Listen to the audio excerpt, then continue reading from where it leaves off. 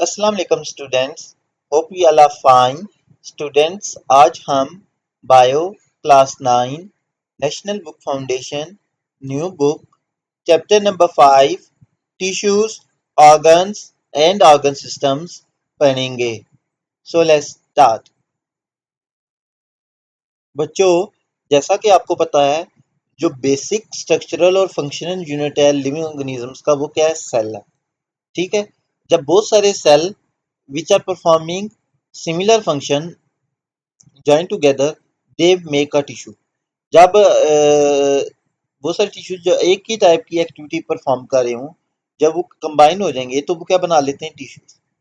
जब different tissues performing the same function, एक ही function perform कर रहे हों, तो वो क्या बना लेते हैं? एक ऑर्गन बना लेते हैं। ठीक है। और डिफरेंट ऑर्गन्स जब ज्वाइन होते हैं तो वो क्या बना लेते हैं? एक ऑर्गन सिस्टम बना लेते हैं। ठीक है। तो इस चैप्टर में हम जो डिफरेंट, इनको कहते हैं हम लेवल्स ऑफ ऑर्गेनाइजेशन, जो डिफरेंट लेवल्स ऑफ ऑर्गेनाइजेशन है यानी tissues, organ and organ systems, इनको हम डिस्कस करेंगे।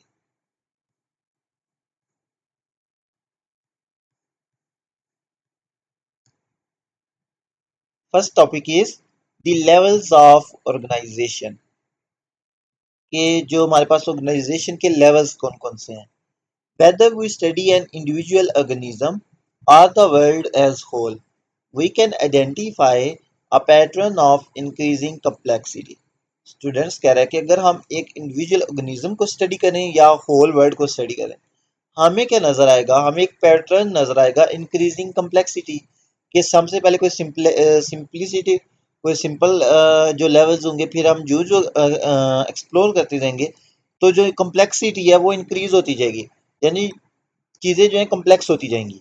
Cell organelles are the parts that make up a cell like the nucleus, ribosomes and mitochondria. Students कह रहा है कि जो ऑर्गेनेलीज होती हैं वो क्या होते हैं? वो पार्ट्स हैं जो एक सेल को बनाती हैं। लाइक ऑर्गेनेलीज की एग्जांपल क्या है? Nucleus, ribosomes, mitochondria. एक्चुअली इनको हम जो ऑर्गेनेलीज हैं सब सेलुलर स्ट्रक्चर्स भी कह सकते हैं। ठीक है। ये बहुत सारे स्ट्रक्चर होते हैं जो सेल के अंदर साइटोप्लाज्म में प्रेजेंट होते हैं। Each individual organelle has a specific role to play, and when combined, multiple organelles will form a single cell।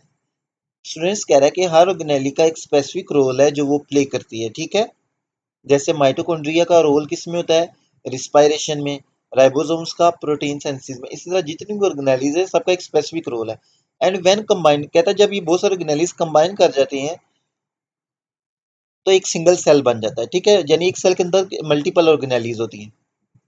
The cells in complex multicellular organisms like human beings are organized into tissues, for example, groups of similar cells that work together on a specific task। Students कह रहे हैं कि जो sales होते हैं multi cellular organisms like animals, plants, humans, हम सब क्या है? मल्टी सेलुलर हैं। कुछ यूनिसेलुलर ऑर्गेनिजम्स भी होते हैं लाइक माइक्रो ऑर्गेनिजम्स वगैरह, जिनके अंदर एक ही सेल प्रेजेंट होता है।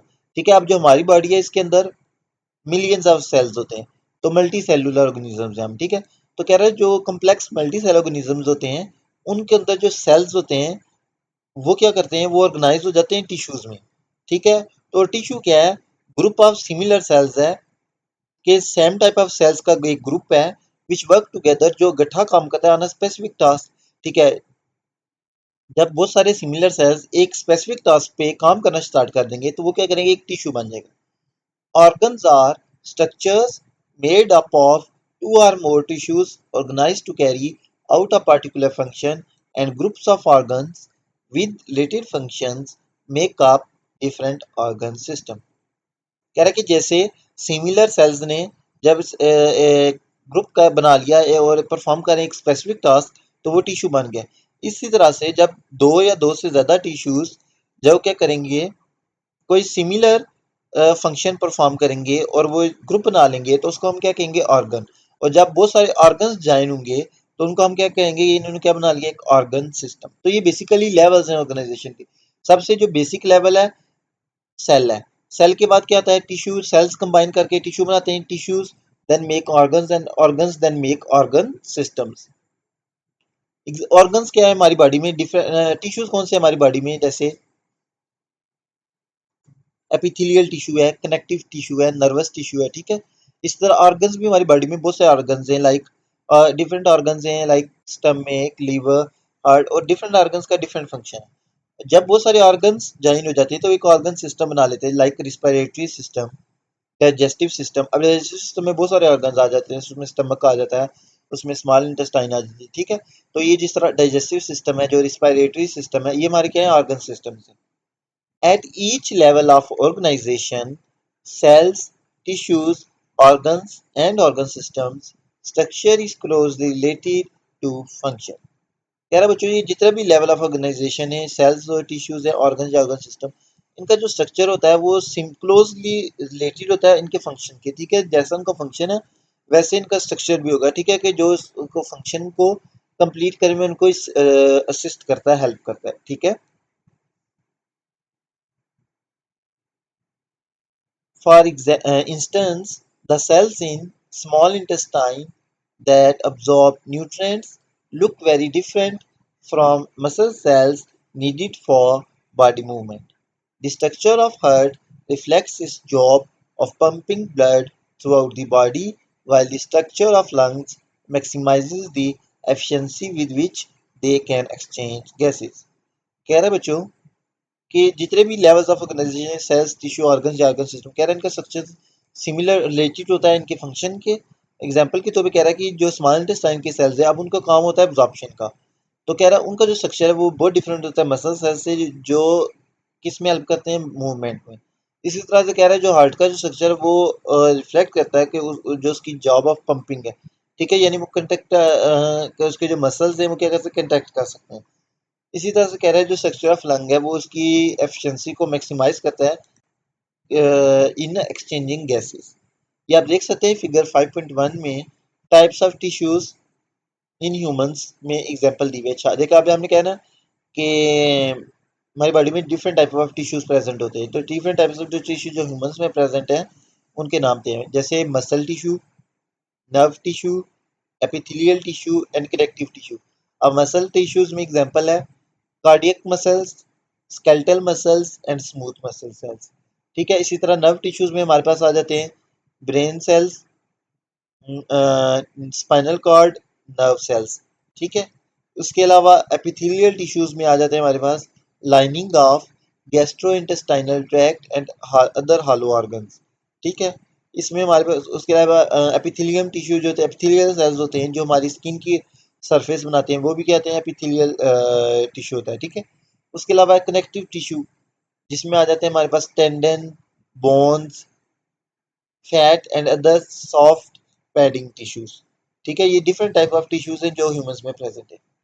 नेक्स्ट है बच्चों table 5.1, levels of organisation and their explanation. बच्चों लेवल्स ऑफ ऑर्गेनाइजेशन दिए हुए हैं और उनकी एक्सप्लेनेशन दी हुई है। अच्छा हमने तो पढ़ा ना जो सेल है ना वो एक बेस एक्चुअली जो है ना वो स्ट्रक्चरल और फंक्शनल यूनिट है लाइफ का। जो मोस्ट बेसिक लेवल है वो सबसे पहले हमें भी पता है वो एटॉमिक लेवल होता है। बेसिकली तो एटम्स होते हैं naturally, like carbon, hydrogen, oxygen, everything is made up of atoms, ठीक है। तो सबसे पहले जो बेसिक लेवल है हमारे पास, फर्स्ट लेवल आता है वो एटॉमिक लेवल होता है।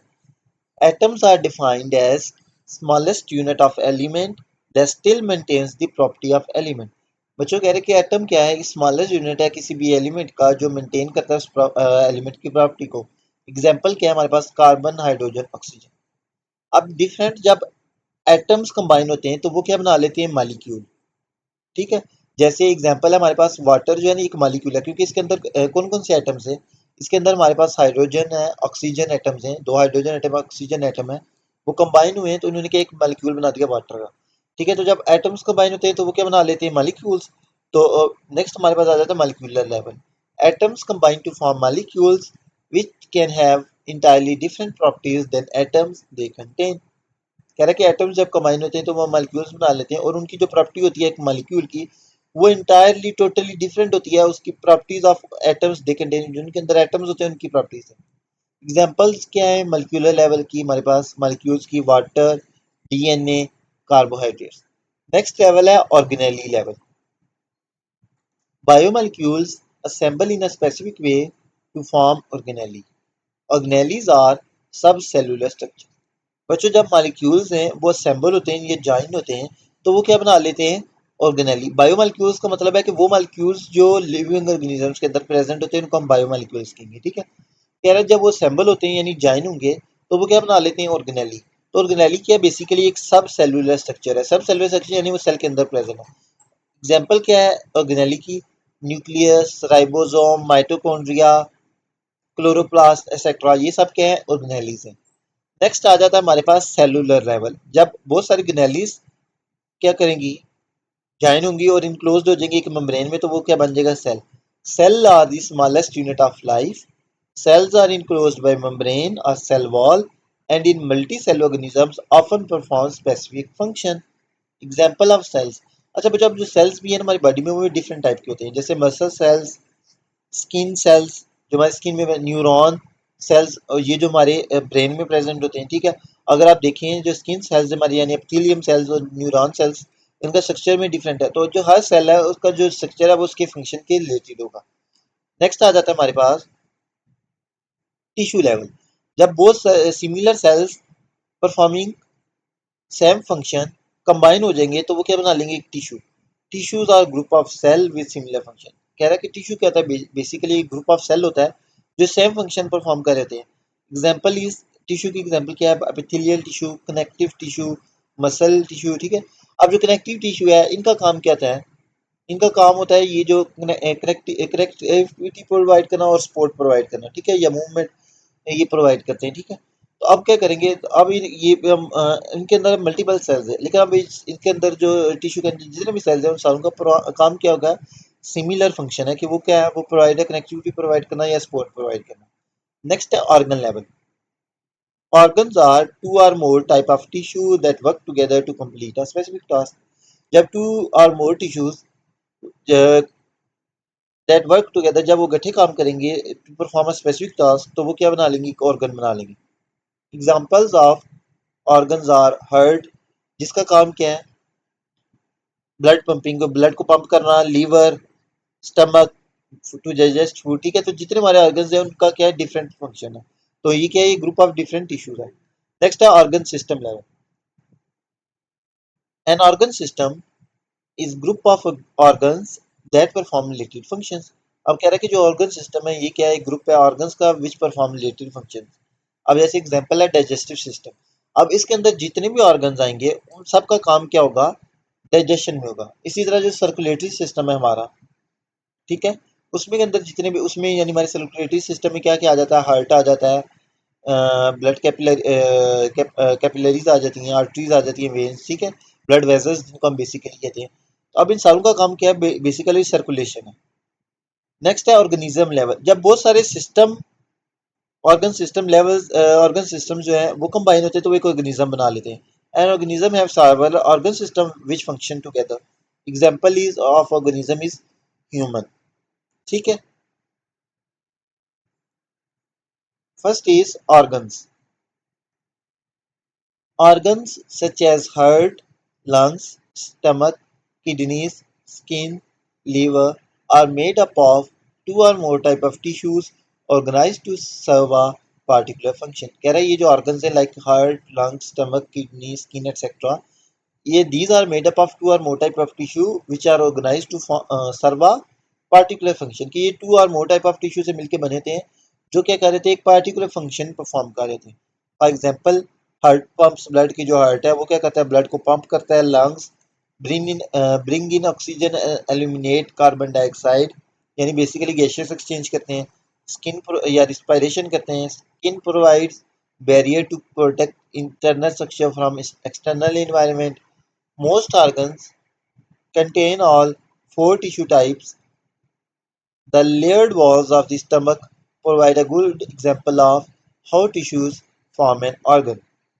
कह रहे हैं जितने भी ऑर्गन्स हैं मोस्टली के अंदर जो चार टिश्यू टाइप्स हैं वो प्रेजेंट होती हैं। कह रहा है जो स्टमक की वॉल है वो एक गुड एग्जांपल है कि how tissues form an organ, के टिश्यूज कैसे ऑर्गन बनाते हैं। ये आप देखिए फिगर 5.2 में stomach as an organ. Stomach wall में वो देखिए लेबल किया हुआ है उसने, तो उसके अंदर एपिथेलियल टिश्यू भी प्रेजेंट होता है, कनेक्टिव टिश्यू भी प्रेजेंट होता है, मसल टिश्यू भी प्रेजेंट होता है और ठीक है, यानी all type of tissues present होते हैं। The inside of stomach is lined by epithelial sales. कह रहा है कि जो स्टमक की जो इनसाइड होता है वो लाइंड यानी कवर्ड होता है by epithelial cells which secrete mucus, hydrochloric acid and pepsin enzyme. Around epithelial layer are layers of connective tissue and smooth muscle, along with glands, blood vessels, and neurons. The smooth muscle contacts to move food through the gut. Connective tissue provide support the tissue of mucosa and connect it to the muscular layer. The blood supply of submucosa provides nutrients to the wall of stomach. Nervous tissue in the submucosa controls smooth muscle contraction and secretion of digestive substances. अब कह रहा है ये जो stomach है उसमें चारों type का टिश्यू प्रेजेंट है और चारों का रोल बताया हुआ है कि उनका क्या क्या रोल है। नेक्स्ट आ जाता है हमारे पास organ system. Organs are grouped into organ systems in which they work together to carry out a particular function of organism. कह रहा है ऑर्गन्स ग्रुप करके ऑर्गन सिस्टम बना लेते हैं जिसमें तमाम ऑर्गन्स जो एक ऑर्गन सिस्टम कहते हैं वो इकट्ठे काम कर रहे थे एक खास फंक्शन परफॉर्म करने के लिए।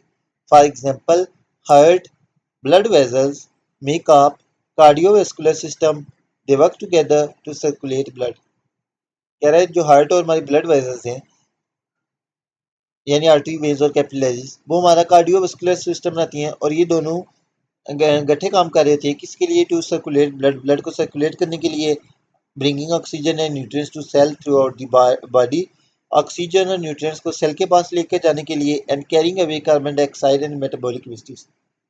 और जो कार्बन डाइऑक्साइड और मेटाबॉलिक वेस्ट जो सेल ने बनाई होती है डिफरेंट मेटाबॉलिक पाथवेज में उनको क्या करना है अवे उनसे दूर लेके जाना। एन एकदम example is the respiratory system, which brings oxygen into the body and gets rid of carbon dioxide. It includes nose, mouth, pharynx, larynx, trachea and lungs. ये आप देख सकते हैं बच्चों फिगर 5.3 में रिस्पिरेटरी सिस्टम दिया हुआ है जिसमें लंग और ट्रैकिया लेबल किया हुआ है। उसके अलावा फिगर 5.4 में सर्कुलेटरी सिस्टम में हार्ट, ब्लड वेसल्स। नेक्स्ट है organ system work together. Just as organs in an organ system work together to accomplish their tasks, the different organ system also cooperate to keep the body running. कह रहा है जैसे एक organ system में different organs इकट्ठे काम करते हैं एक काम टास्क कंप्लीट करने के लिए, इसी तरह डिफरेंट ऑर्गन सिस्टम्स भी आपस में कॉपरेट करते हैं ताकि to keep the body running ताकि बॉडी को क्या है वो चला सकें। For example respiratory system and circulatory system work closely together to deliver oxygen to cells and get rid of carbon dioxide that these cells produce. The circulatory system picks up oxygen in the lung and drops it off in the tissue, then performs the reverse function for carbon dioxide. The lungs expel the carbon dioxide and bring in new oxygen containing air. Only when both systems are working together can oxygen and carbon dioxide be successfully exchanged between cells and environment. So बच्चों ये हमारा topic complete हो चुका है। Hopefully आपको समझ आ गया होगा। If you have any doubt you can ask in comment section. Please like share and subscribe my YouTube channel. Thank you.